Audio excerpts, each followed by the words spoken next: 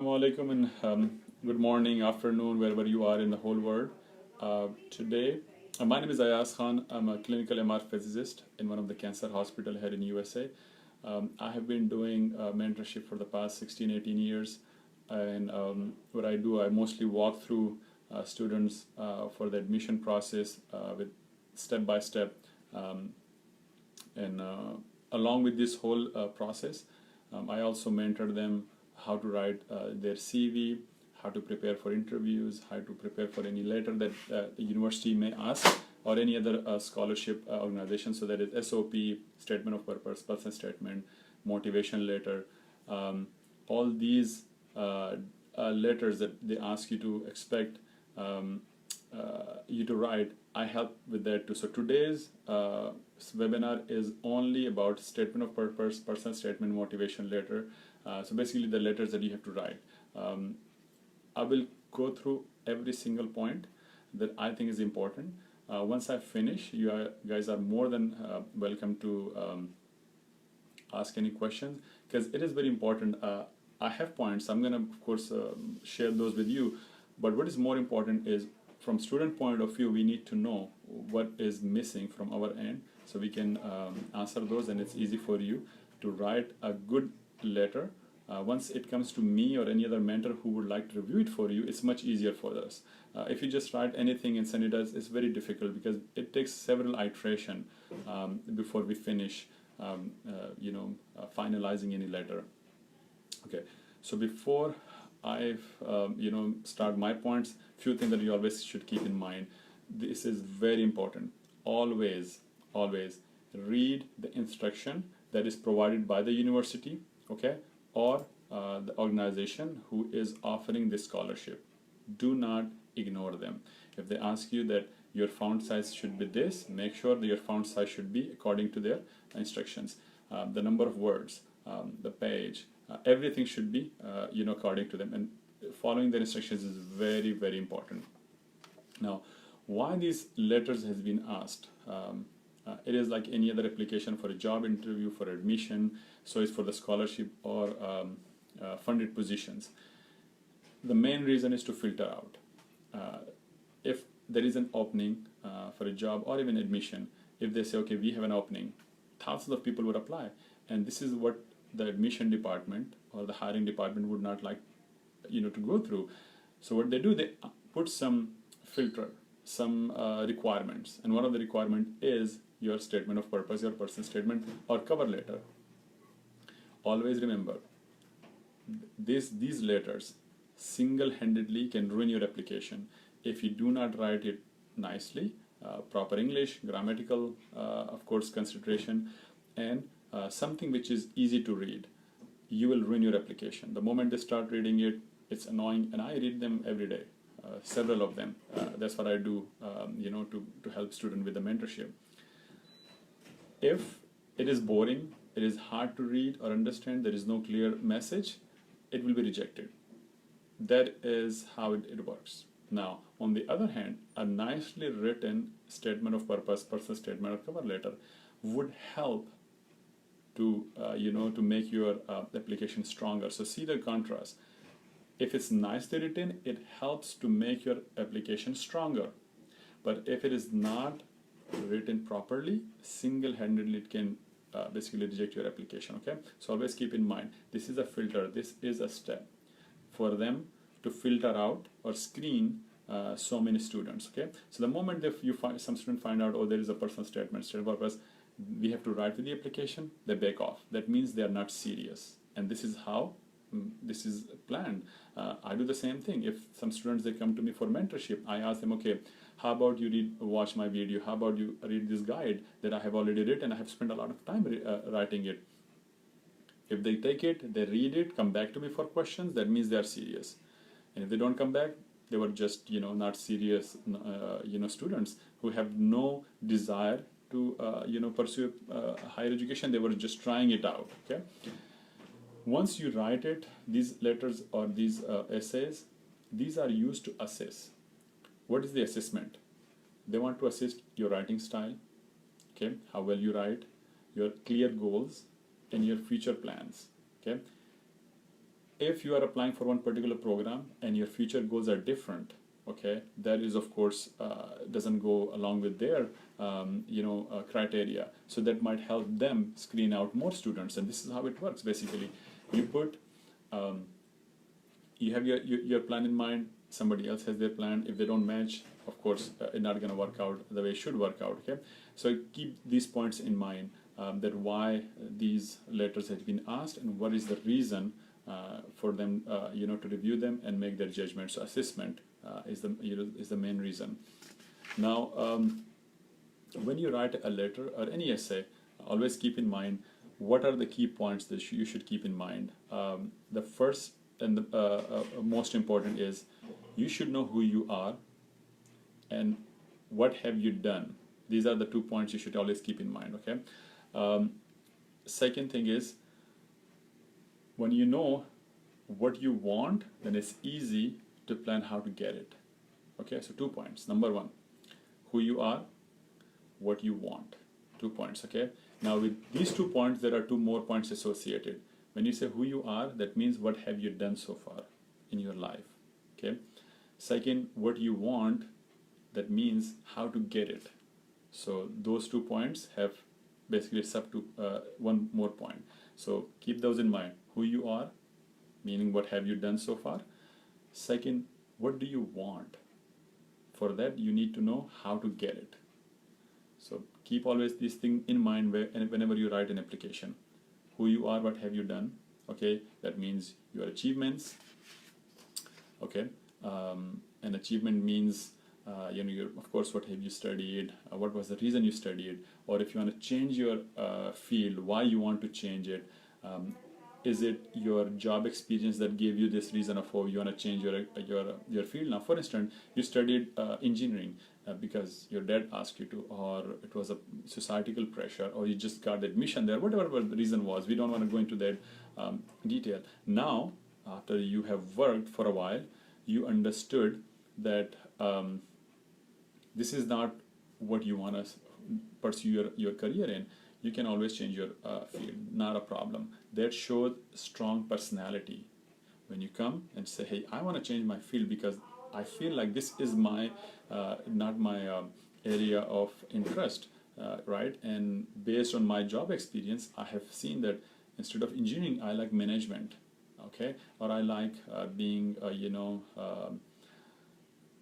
any other field that you can, computer science, for instance. From engineering you want to go to computer science because you did some project where you did some work and you found out that you were always very much interested in implementing those new techniques or new programs or whatever. Once you find that out, write in your application. That shows that you have a very strong personality, that you have now rediscovered your interest and yourself. So basically you can pursue now a different field, and for that you are planning it. So this is a very strong point. Keep those in mind. Okay, so you can definitely change the field. You can definitely have a good reason for pursuing higher education, and you should have a good thought process behind it. Now, a few points that I would like you to keep in mind, which every student, majority of them, they do it. Number 1, do not write or repeat everything that you have in your CV. Okay, don't write your CGPA. I can read that from your CV. I can read from your transcript. Okay, do not write about your final year project. Okay, you have that in your CV and I can read it from there. The moment you start repeating everything from CV, that shows that you do not even know how to basically use the opportunity where you can express yourself. Look, statement of personal statement is about personal. It says personal statement. Okay, this is your statement or your statement of purpose. What do you want? Do not destroy it by writing something which is already in your CV. Okay, which is already in your transcript. Write something which the reader do not know about. For instance, you can write about. I can give an example. Let's say you are an activist, or you're someone who is very much involved in the society and social work. Okay, you may have wrote those as a point in your CV at some point, but here you have the best opportunity to express yourself.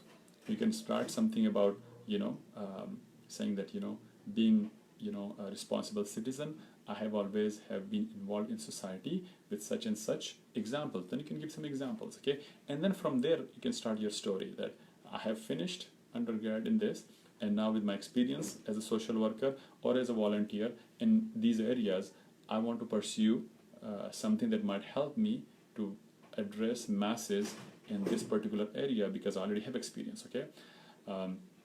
So that's one way to start your SOP. Or, like I said, if you want to change your field, you can always say that, after working for that many years, I feel like I am more interested or more eligible to pursue my education in this field, which, let's say, management, while my degree was, undergrad was in chemical engineering or some other engineering, right? So you can always have these stories to start up with. So going back to do what you need to do is, you have to avoid, do not repeat what you have already in CV or your transcript. Another mistake that student makes, every student make, is there is no flow. So when you write one sentence, before you writing the next sentence, read the first one and make sure they are both in the flow. There is connection between the sentence. You're talking about something, the very next sentence is completely different. The third is different. So basically you are giving points, bullet points, but you're not giving a story in your, so it's an essay, it has to be in flow, okay? So always, whenever you write the next sentence, read the first one.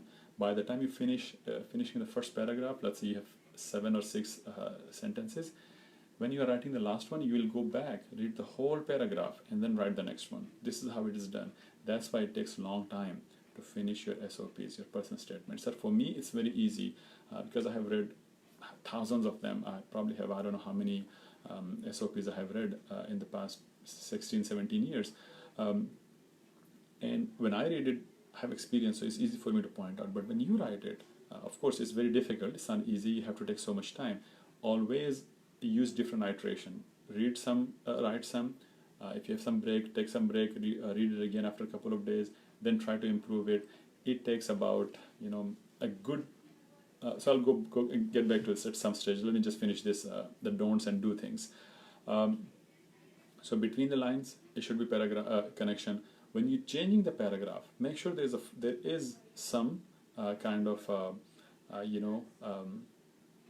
transition there. Don't just finish one paragraph and the next one is completely different. No, have something that is easy for the reader to do the transition. So keep those in mind. Between sentence and between paragraph, there should be some transition, and the whole SOP should give the message of who you are, what you have done, which I said, what do you want, and how to get it. Okay, and I will get back to this point later on.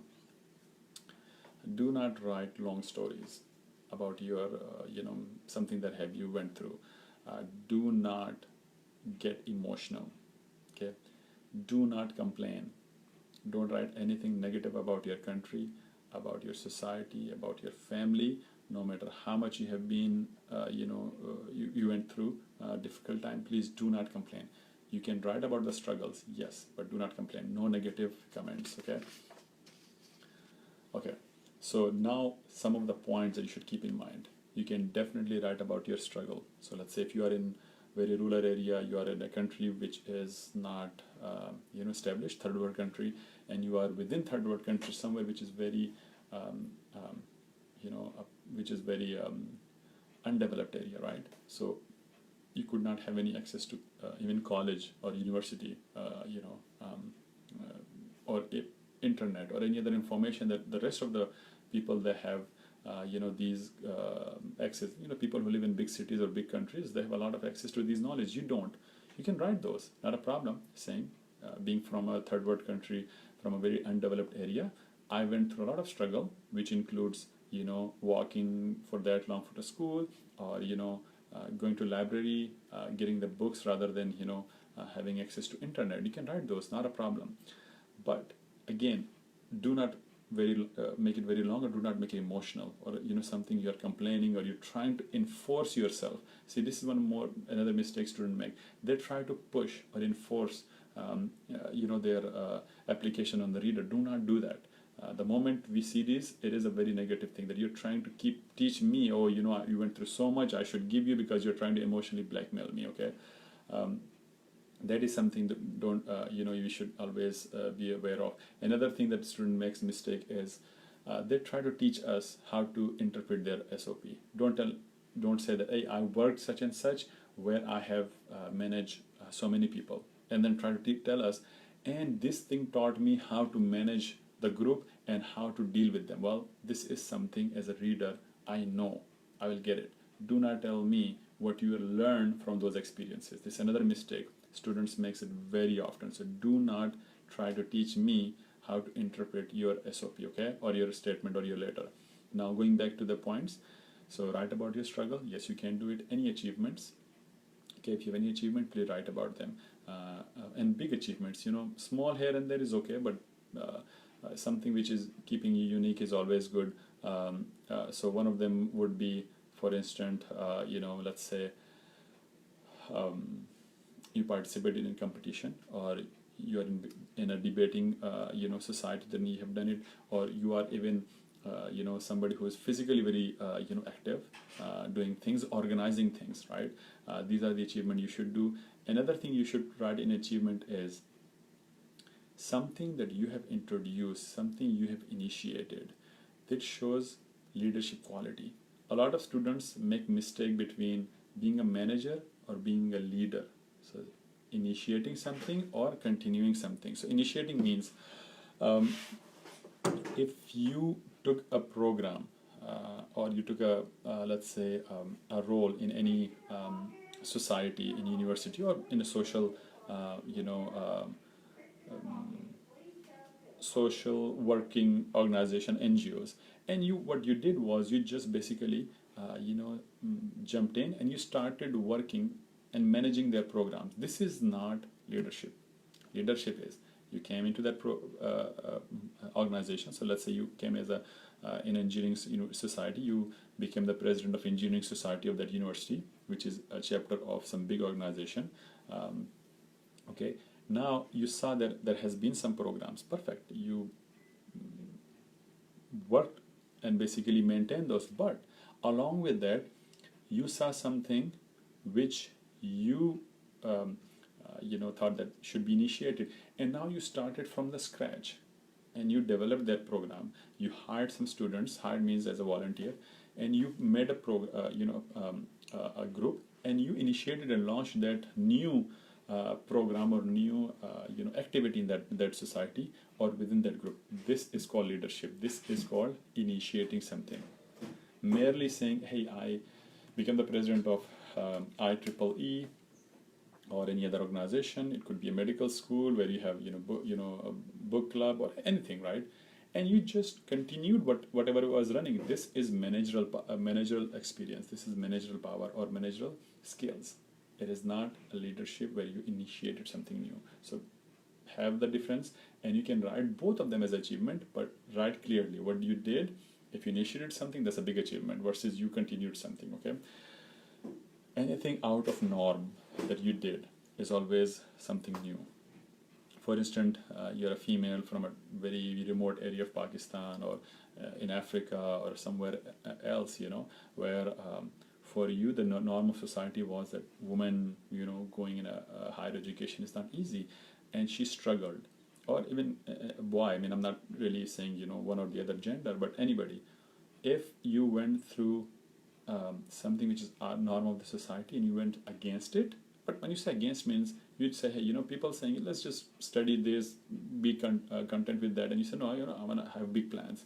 Write those. This is your achievements, okay? So if you went against the norm of the society of the or the surroundings, and you did something big, so do not complain about them. Say, hey, although they were thinking that I should just be happy with whatever I have, but I had big plans and I was able to bring these changes, and after I brought changes, a lot of people followed me, and they became part of my group or my society or my NGO.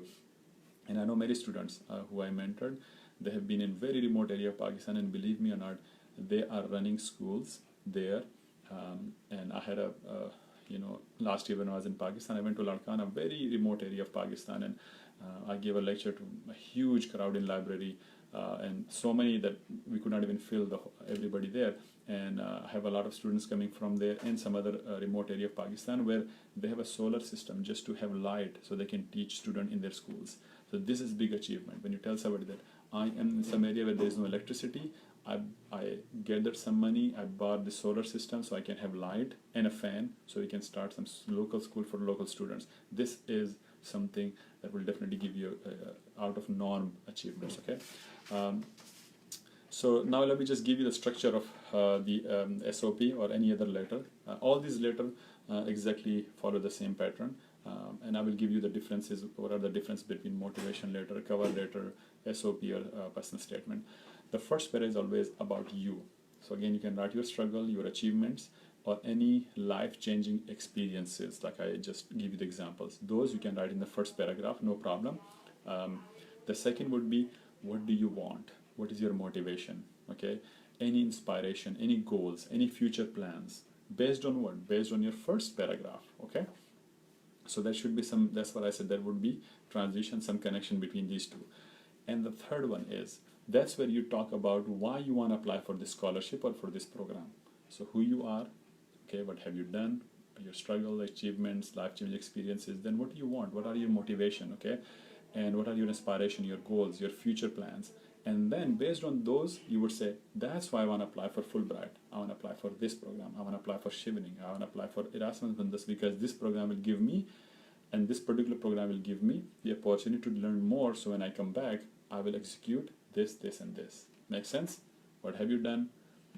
What are your motivation? How this program will help you so you can achieve your future goals, okay? Very simple. Do not make it complicated. Another thing that I would like you to keep in mind is, please do not write Oxford or British English. What I'm trying to say is, do not try to be somebody who is, like, do not impress the reader with your English vocabulary, which is hard even for the reader to understand sometime, okay?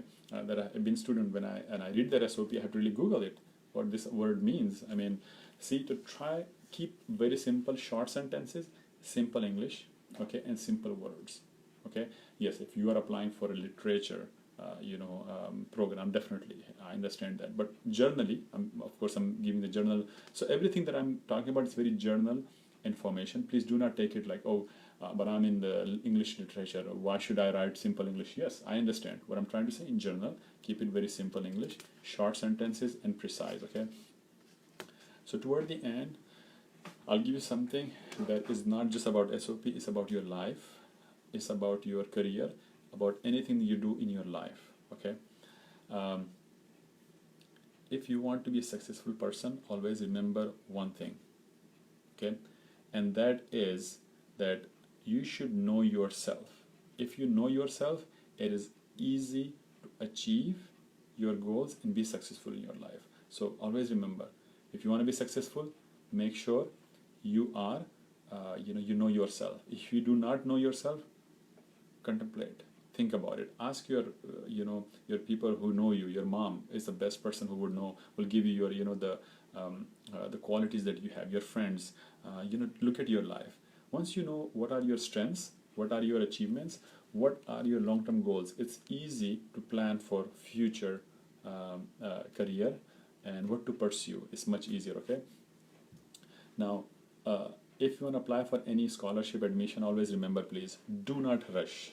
Somebody tell you, hey, there is a deadline tomorrow and you should apply for this. Do not write one-day application. It's a waste of time. I'm very honest to you. It's a waste of time. You cannot complete an application for admission or for scholarship in one day, okay? Not even a week. Even a week is very short, okay? At least a month. Otherwise, start at least 3 to 6 months before the deadline. I'm very honest, 3 to 6 months, okay?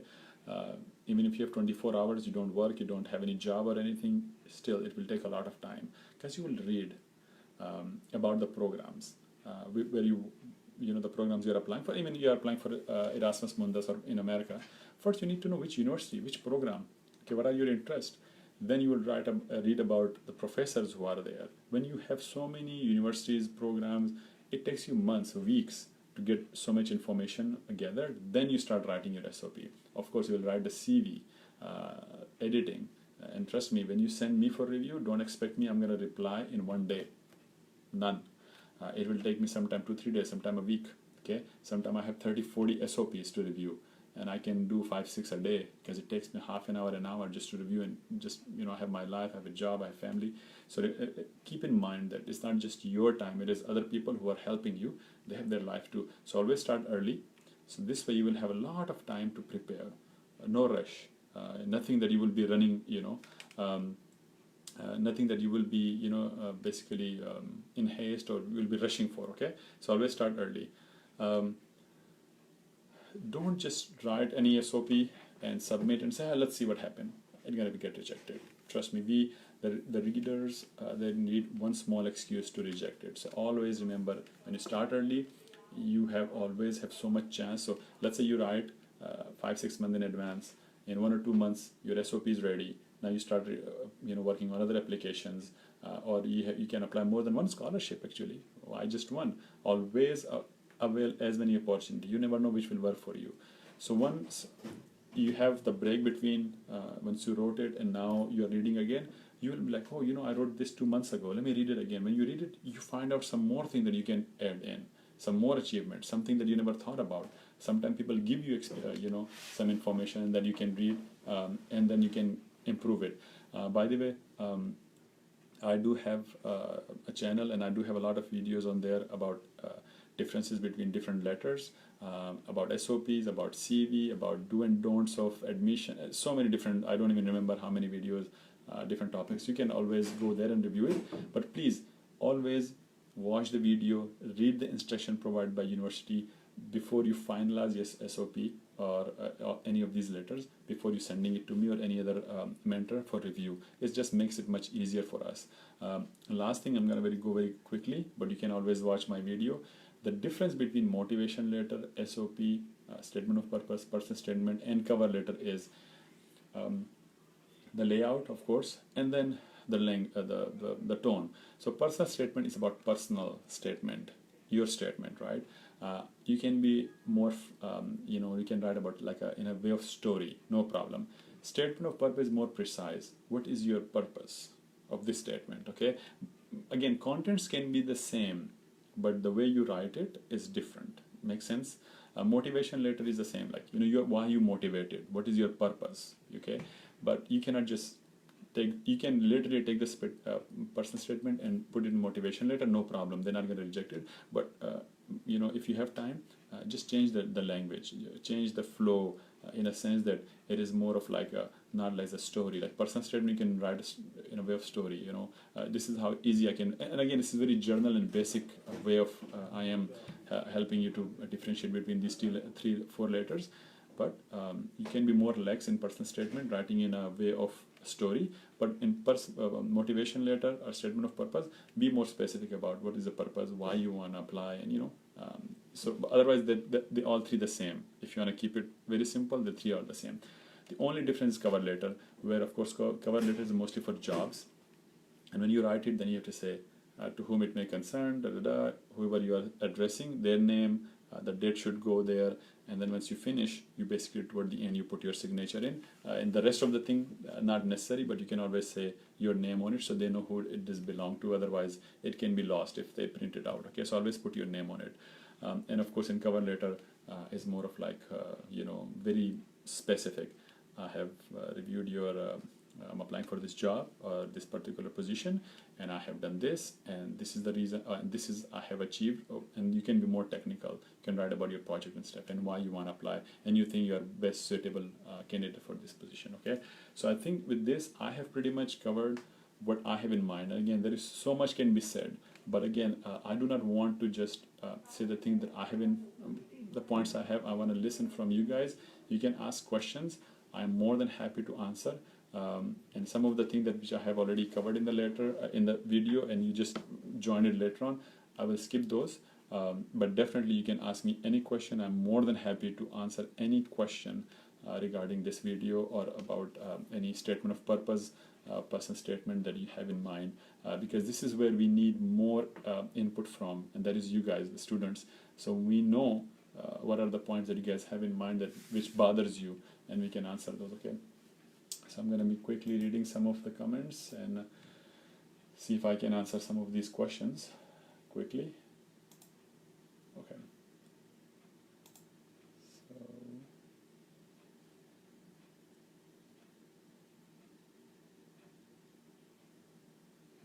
okay.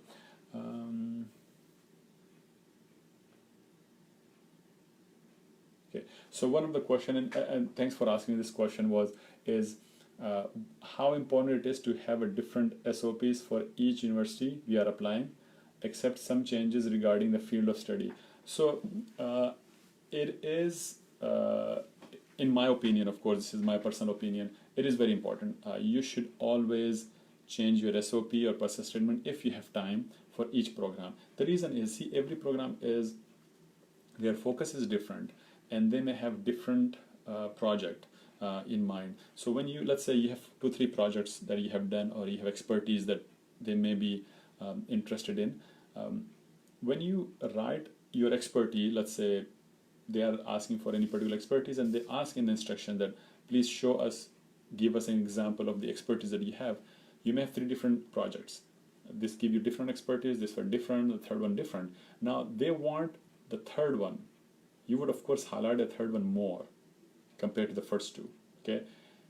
The same way you apply for another program, another scholarship, and expertise or the focus of that research is where you can have skill number 1 or the first project more relevant. Then of course you will write more about this. Makes sense? So once you change one paragraph, you may have to rewrite pretty much the whole SOP sometime. Again, this is very subjective, subjective to to what they want and how you change your SOP and how you would manage those. Okay. For some reason, I cannot open all the.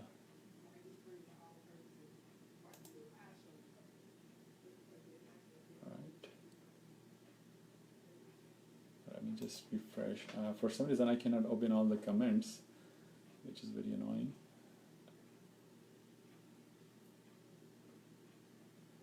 Okay. So I have already answered that question.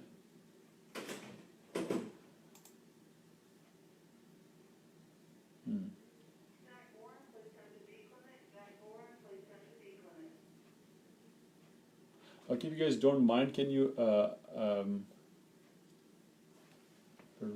guys please read out some of these questions? Unfortunately, for some reason, I cannot open some of the comments that you guys have already written, and I'm having hard time basically opening it. So either if you can write your comments again, I'm more than happy to basically, like I said, to answer them. I'm here for a while, so I'm not leaving. So you guys can rewrite your comments, and I'm more than happy to answer those.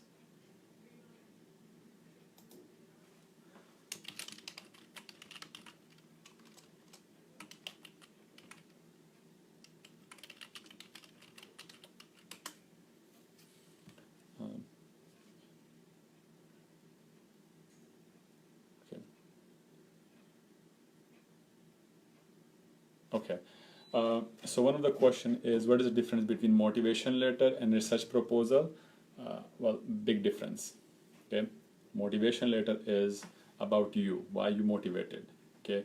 Your research proposal is what research you will work on. Okay. What experience you have previously, and what do you want to continue in the future.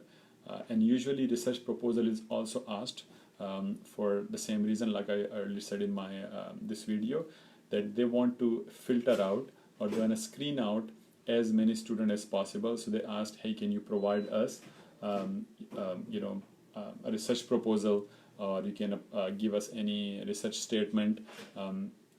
That is by itself a separate video.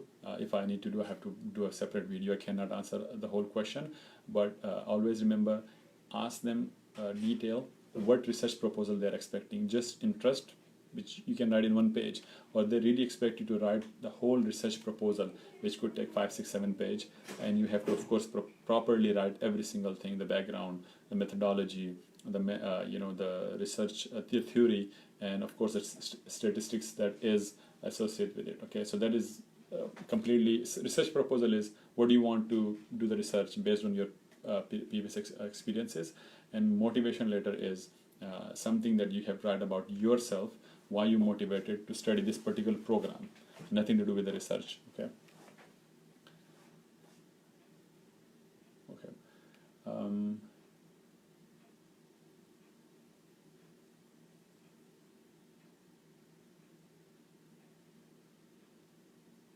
Okay. So see, the question about, you do not write about your field in the person statement. Okay, the degree says it already.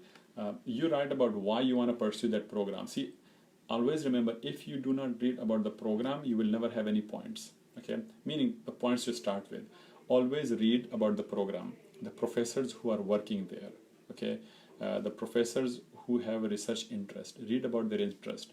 Read about their publication. You don't have to understand the publication, but read what was their recent publication. Just read the paper. Okay, that's what I told you. Writing SOP is not easy. I mean, it takes 5-6 months for the same reason. When you are writing to me and you do not know what I do, why would I read your statement of purpose? What is the point? I need one PhD student. I get 100 applications. Out of 100, most of them do not have any research experience related with me. They're rejected. Then some of them, they have experience related to my field, but they did not read about my area of interest where they can highlight their skills. That means they're not interested. Yes, the serious one would be 1 or 2. And what they did, they read about me. And this is the whole point. You should read about me because I am the one who's going to hire. So read about me, read about my experience, research papers, regardless of whatever I wrote 10 years ago, read the recent one. And if I'm saying I need machine learning person, you don't have to be a PhD. You can be an undergrad student. But if you have experience related with my work, I will hire you. Okay? So this is a misconception about people that you should have experience. No, you should not have experience related with my work, but you should have skills that is important to me. Then I will hire you. Okay? You do not, in America, I can guarantee you do not need to have papers or research experience to apply for a PhD. Okay, same goes for masters or any other country. The problem comes when everybody just throwing the CVs or emails everybody. That's where the problem comes, and then they ask, hey, give me a research proposal. Which research proposal? Because you never did research. Okay, always write a very good email with a very nicely written CV. Then the professor will respond. See, this is by itself a separate topic. How to apply for admission. So if needed, I have already done a couple of videos on this. I can do another one on this one. So let's not discuss that. Today was just SOP. That's what I told you. I do mentor from scratch to the end. Okay, every single point. How to select a university, how to select a professor, how to choose a program, how to contact the professor, how to write your CV. There are different topics. And I was invited to give this topic only SOP, so I'm going to only answer question about SOP. So just ask about the SOP, not about how to shortlist university and how to basically apply there. That is a completely separate topic. Okay. All right.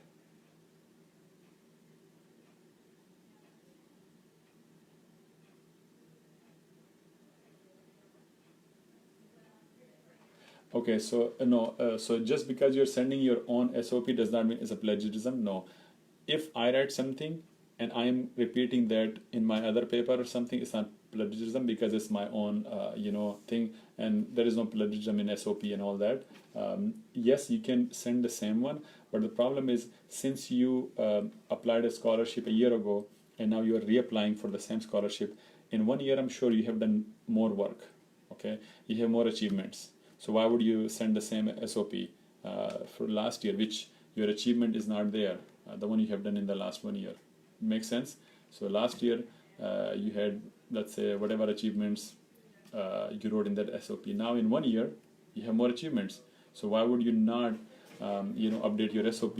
And to me, if you want my honest opinion, that shows you are lazy, you're not interested, and you're not serious.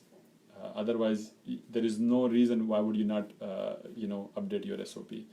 I have to be blunt, because these are the things that makes you, stand out. If you don't care about this small thing, yes, you should. Not because of plagiarism or because you already submitted, then they would not even remember this SOP from last year. But your achievement should be updated, and you should definitely, update that. Okay. Um,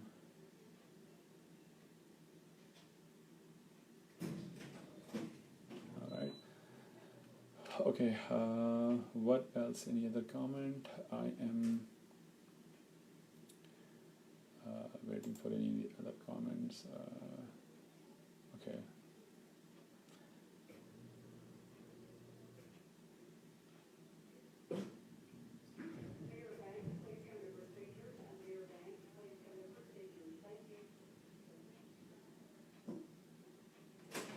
Okay, so one of the, sorry, I have to take pauses because I'm reading these comments. One of the, so there's a, very famous saying that writing a long SOP or a statement is very easy. What do? You just pile up so many things and you can write. Yes, that's true. Writing 800 word of SOP is easier as compared to writing 250 words of SOP or letter or statement person statement. Yes, it is difficult. I agree. You only have 250 words. Please do not write in these letters. My name is Ayaz Khan. I have done this. No, you are wasting your time. When you only have 800 words, you should not write. In 250, you should definitely not write anything where it shows some information you already know. I am Ayaz Khan, I'm from Pakistan, I have done this. You wasted already 30-40 words. Okay? Do not write your name. Just say, start with your motivation. Anything that you can start with. And again, I do not want to I do not give examples. I'm against samples. I'm against any ideas. If I give you an idea, if I give you a sample, I will kill your creativity, I will kill your imagination, and I will destroy your uniqueness. Okay? Write anything that you think you should start your SOP with. If I read it, if I don't like it, I'll tell you it's not a good one. Write something else. Then you write something different. I may give you a suggestion. This is very subjective. Okay? So I never give you how to start SOP. This is completely your imagination, your creativity, your imagination, your uniqueness. Come up with something that is related with your personality. A lot of students make a mistake, and 90% of them they do it. When I was a child, from my childhood, when I was this, when you were a child, you did not know who you are. Please do not write this boring statement, starting lines. Or if you open your toy, you thought you were an engineer. No. I have a 18-20 months old son. He breaks stuff. That doesn't mean he's an engineer. Okay, every kid breaks toys. They open up the pot twice. Every kid does it. Okay, that means nothing. Give a concrete, realistic thing. Okay, that really give a reader a sense of uniqueness. Okay, that's why I am against. Do not read other people's SOP. Please do not. The moment you start reading it, you will always follow there. And then what it does, it shrinks your imagination. It limits your creativity, and it puts a limit to everything that you might be thinking before. A good example is when you if you read a book, okay, any book like Harry Potter, okay, and then you watch a movie, your imagination, the movie would be completely different. But if you watch the Harry Potter movie first and then read the book, you will always think about that one character, and you will always have his imagination. The producer of that movie basically shrinked you. I mean, it's not his fault. He just made a movie, but what I'm trying to say, do not do that. Do not read and limit yourself. Use your imagination, wild imagination, but be realistic. Okay. So yes, 250 words is very difficult to read. I completely agree. Okay, it's not easy. So do not write any information which is already written, CV and transcript. Do not repeat. Students repeat every time I read SOP, 50% is repeats. Like if I read one page, When I finish it, it's half page because I delete all these lines. Cut, cut, cut, cut, cut. Okay, why? Because you don't. That's what I say. Every time you read next line, please read the first one. When you write 5 lines, then read all the first five lines, then read the 6th one. Then you will never make a mistake of repetition. Okay, be specific in 250 words and answer the question they asked you. It is usually for undergrad when they ask you about yourself, your achievements, and those small 2-3 questions. Definitely answer those questions and you should be good. Okay, and I'm more than happy to review it, like I said. But when I review it, of course, I need some time. Don't send me a day before, because a day before, if you send me, you don't have time to edit it, and I will never write an SOP for you, because if I write for you and make changes which you will just implement, that means I wrote it. I should get the scholarship, not you, and this is injustice for those students who wrote on their own. Okay, so don't expect me. I'm going to point out your mistakes, but I do not write it for you. Let me be clear with you. Okay. Okay.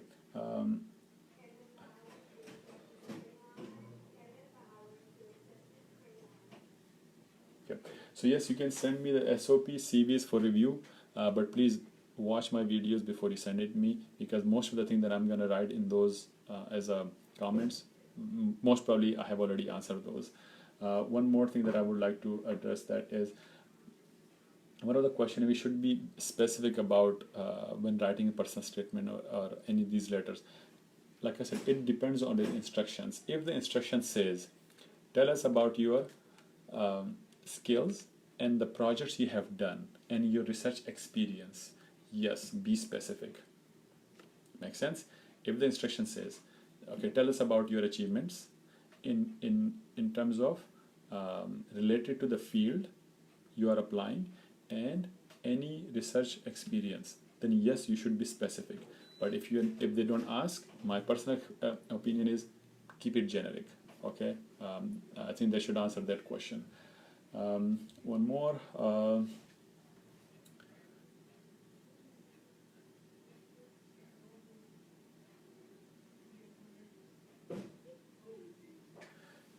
Okay, so difference in the personal statement when I apply in hospitals for residency.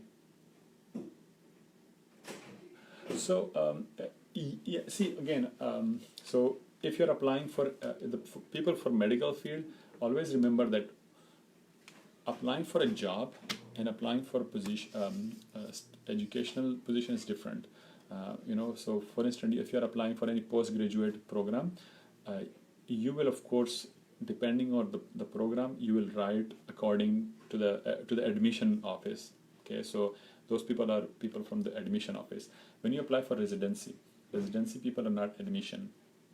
They are a bunch of doctors. Okay, for them it will not be a personal statement, will be more of a cover letter.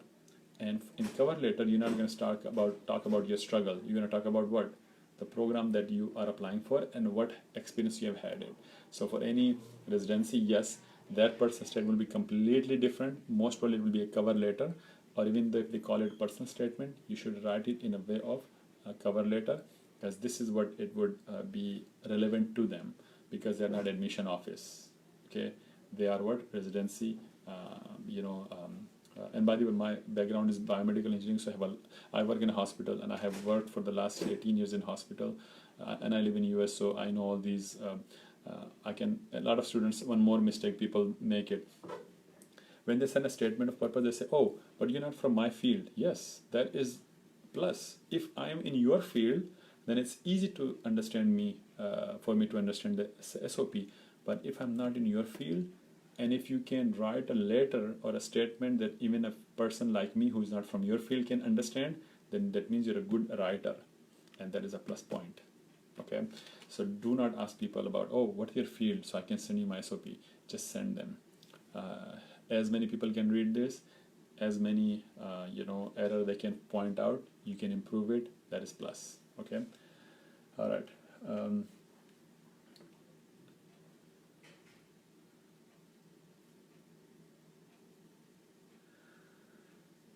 All right. If there is no other questions, I can call it off. You guys can still leave comment to this to the video, and then if there are more questions that might arise from these this comments, we may do another one. Like I said, we have no problem to provide you information. The problem is, please read what I just said in the whole video very carefully, and each point is very important. Okay, if you follow these and write an SOP, you are 75 to 80% most probably done. Only 15-20%, that's where we help you as a mentor. We review application, we go over with it, we point out errors, you repeat, so 2-3 iteration. There has been student, I read once their SOP because they wrote it very well, but majority of them it takes 5-6 iteration, and 5-6 iteration means if I point out errors, you should take a week, 2-3 days, 5 days before you send it to me. So if you do that 5, 6, 7 times, you're talking about 50-60 days. Okay, that means 2 months. So yes, that's how long it takes. So start early. Okay.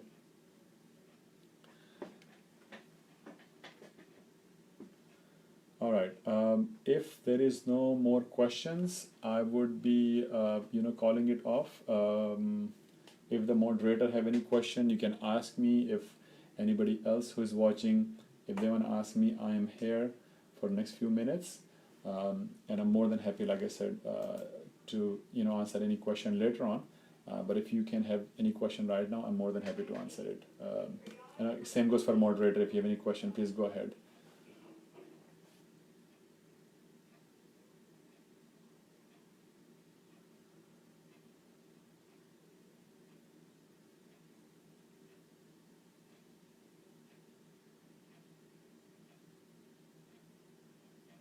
Okay, so I have already answered this question.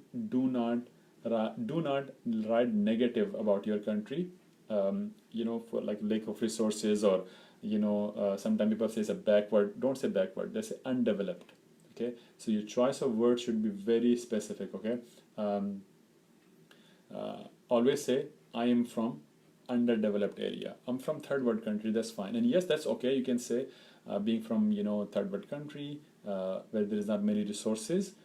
I would like to try my luck in Western countries because I don't get the opportunity. No problem. You can say that. So you can say it in a nice way. See, is a way of saying it.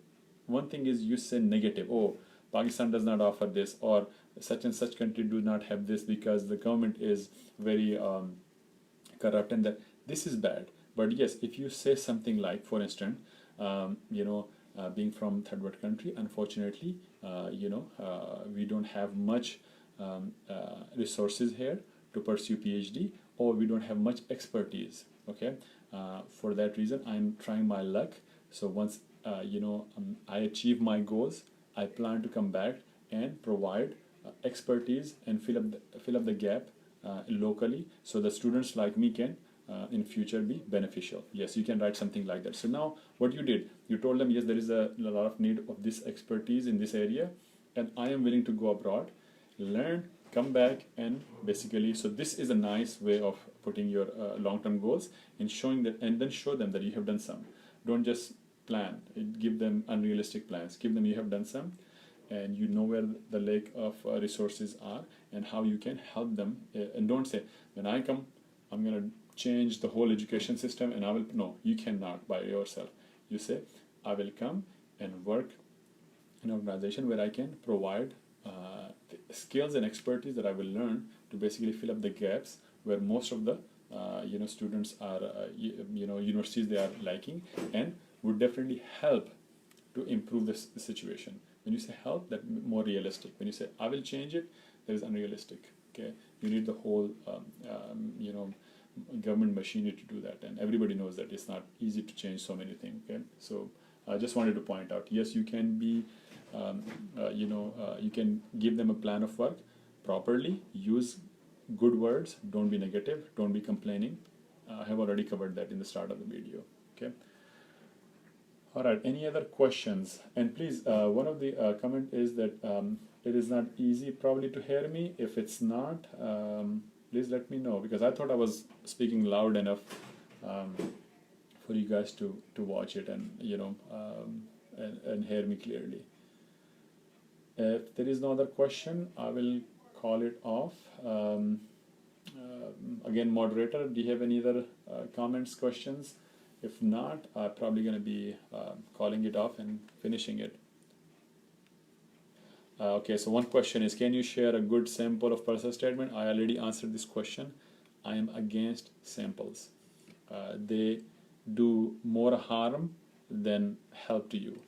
See, I gave you the whole layout of the statement of purpose. Please watch the video if you have not. If you watch the video, everything that you guys are asking, most probably I have answered it.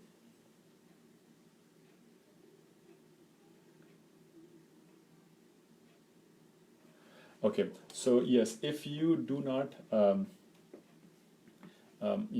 instance, like I said, one of the question is if we should not repeat what we have, the qualification and everything in the CV. So how should we give the example? For instance, let's say you have worked in after again, the structure of it depends how you structure your SOP. I do not want to give you hints that how you should start, how I should put. You can always write about your achievements, for instance, your skills, your achievement, your outstanding work. Okay, so for instance, you have done something which was praiseworthy. You can always write those, but do not make it like a completely that one. So you can start something like being a student. Some of my achievement includes working as a TA, working as a RA, where I had the opportunity to even develop some of the syllabus, okay, and also make manuals which were not included before. This is one example. Or let's say if you worked afterward, or you worked in an internship, or you basically work with someone and you basically brought something new, something that your project was given to you, and you implemented something where you have learned a skill. So you can give that example. How you're going to structure it, it's up to you. I'm not going to again give you examples, because then, like I said, if I give you example, unfortunately you start following it, and so many students are going to watch that, 1,000 of them, and then start following those, and I do not like that. Third example is, let's say you worked after you graduated and you did something which was you initiated it. You can always give example that again, you can stress some of my achievements include this, or related with their skills. So let's say you have done something and the program you are applying for is let me give you an example. So let's say you're an electrical engineer, okay, and you started working somewhere and everything was manual. Now we all know machine learning, artificial intelligence, basically machine learning, deep learning, these things are very common. Everybody should know. By the way, if you're a medical doctor and you think you do not know AI, you don't have any excuse anymore. Watch videos. There are free videos on EDX, on Coursera.com, on Stanford website. You can learn Python. You can learn AI. Everybody should know. Just like you know how to use a computer, you should know how AI works, regardless of your field. Even your pharmacist, you should know. There is no excuse anymore. Okay, so let's say you went to this company, and everything was manual, and you were used to keep record of stuff. Now you as an IT, electrical engineer, you watched a video, you learned, you heard about AI, and you basically went and you did some programming, wrote a short script. You can even find script for free online, okay, and you can modify, and you implemented it. You took the output of that of this machine or whatever, or you even put manually, no problem, okay, or you did interface. After interface, instead of manual where somebody has to sit down and follow these fluctuation or breakdown in a machine, now everything goes to this machine. It's just a computer. Seriously, machine learning is where it's a computer. This thing is now learning the pattern, and it is even giving you, hey, how often this machine breaks or fluctuate comes. You implemented this, you initiated this. No money was involved. You can literally put this experience there, that I was the one who implemented it. You are electrical engineering, you did something computer science. That is learning. Okay. In one example, you told many things. You are an initiator, you take basically projects. You think you have a thought process. The third, you can implement things which is out of your expertise. Please do not tell the reader, oh, I did this, that means I am a creative, I am this. Do not tell me that. I know I will get it from the writing. Your job is to give the example, okay? So I hope I give you an example to show you how to express yourself. Or if you're a medical doctor, okay, and you have basically in job, your supervisor trusted you, and you basically say that after working so many months, I was appointed to basically in charge of people who were not as experienced as I was. That shows that you had the skills, or you have the expertise or managerial power. Okay, always remember, sometimes the junior people come above and the senior stays low. Not that they're not smart, but they did not have the managerial power. Somebody new came and they went up, means they have the guts to manage. Okay, so people who that's why I will give you an example. And I forgot to tell you, in SOP, always remember, don't just write about your skills, your education. No, tell them about other than that. See, SOP gives you a chance to tell the reader about things that they do not know about. If you are a social worker, if you are a runner, if you are in debates, if you are somebody who likes to do volunteer work, somebody who thinks, who is very creative, give those examples. Tell about if you're a good writer. There are people, I know a student who was an undergrad in chemistry and engineering, and he went fully funded master's program in USA in management. Can you believe? He was a chemical engineer because he wrote a very SOP, and I helped him. That's what the SOP helps you. You write things that you can see. You cannot change your CV, you cannot change your transcript. The only thing you have 100% command on till the last day is your SOP. Your GRE score is your GRE score. You can repeat, but it will take you some months. Your TOEFL English score, it will take you months again to repeat it. But if you have a low GPA, if you have a low GRE, your SOP, you can justify why. If you have a gap between, something, you can justify that. There is no gap, by the way. You always do something. If there is a reason you're changing your field, SOP is the only one where you can convince the reader why you're changing your field, why your skills are more important, or why you're a stronger applicant than others. You have everything in your hand. Okay, that's why SOP is very important. I started with the same statement, I will end with the same statement. SOP by single-handedly can destroy your application, and SOP can assist to improve your application. And your improvement is just assisting it, but to reject, one statement is enough. The moment I start reading it, a boring statement with English punctuation, no English punctuation, poor grammar, there is no connection between the two sentences, that means you did not pay attention. You just copy, paste, delete. I don't want this student in my lab or in my job, or at my hospital or at the pharmacy or anywhere. Okay, so be very careful when you write these statements. Okay.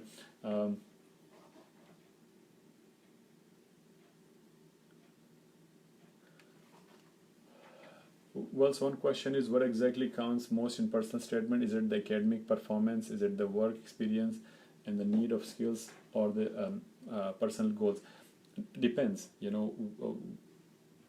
What they want. Number one, what are the instructions? If the instruction says, tell us about your experience or academic, your experience, your work experience, then of course then that will be more appropriate.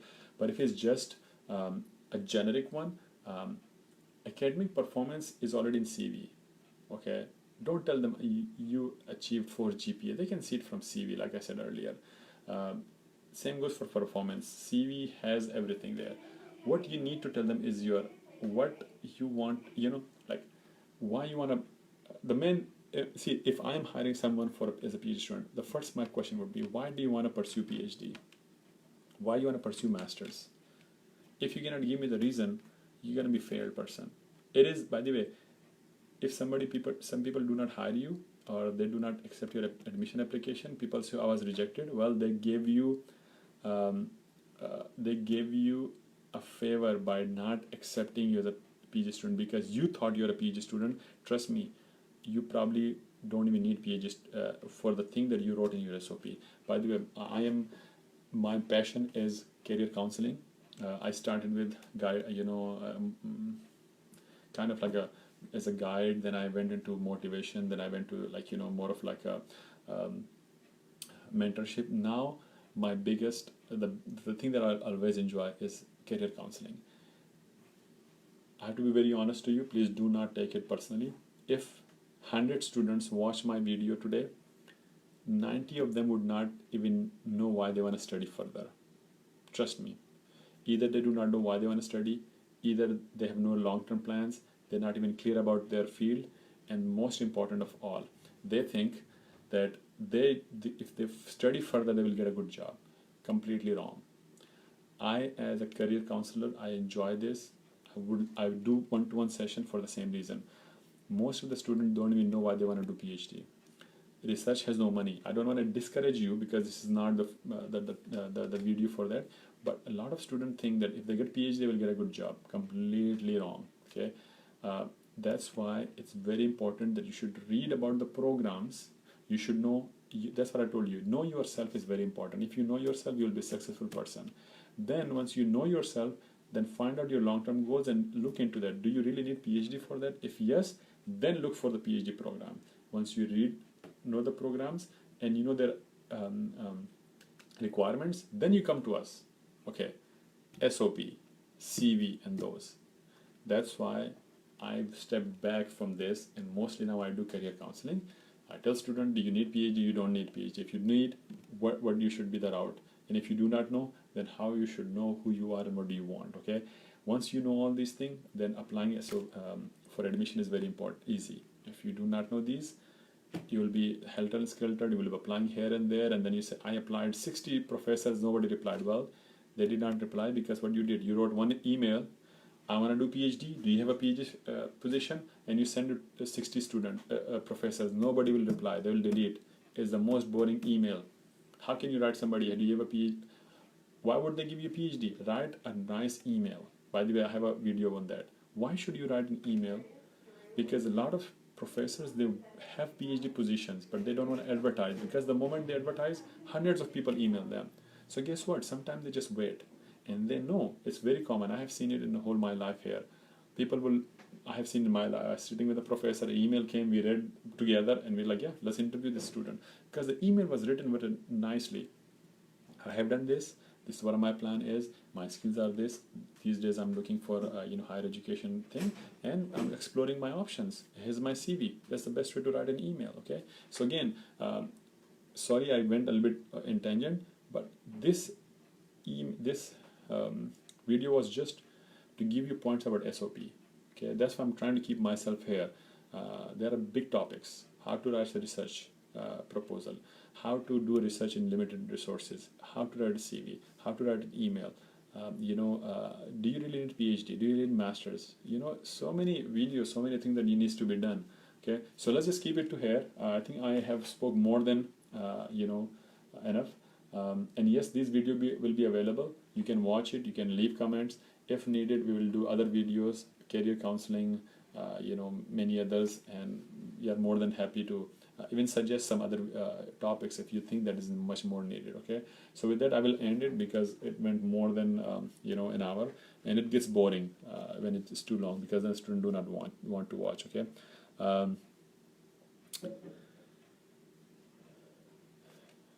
Yes, it will be